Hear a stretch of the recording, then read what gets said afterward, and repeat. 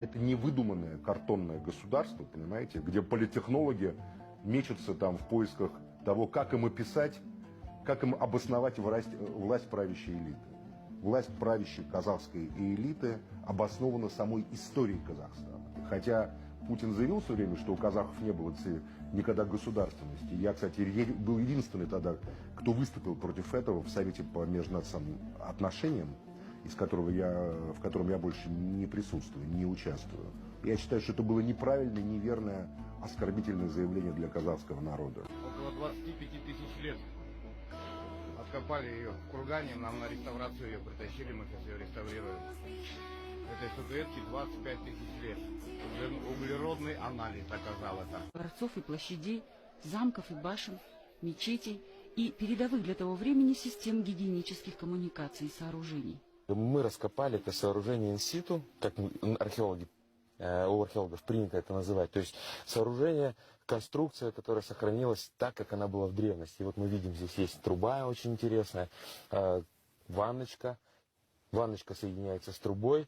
Археологи здесь, в Казахстане, на Атраре, раскопали самый ранний для Средней Азии унитаз. Вот это вот сооружение, оно относится к эпохе 11-12 веков.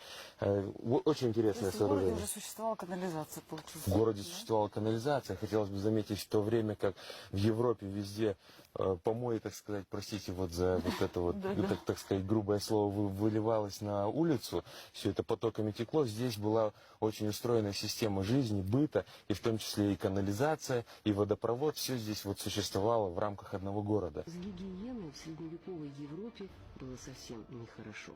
Черная смерть с легкостью брала густонаселенные города, где мыться означало вводить себя в грех. А овшей даже называли божьими жемчужинами и считали признаком святости. Между тем, в Золотой Орде общественные купальни в каждом городе присутствовали. Бани были, да, отдельные. Вне дома, то есть они отдельные помещения находились. И поэтому нас не коснулась та болезнь, которая вот коснулась Средневековья именно в Европе, болезнь чума. А что, нет?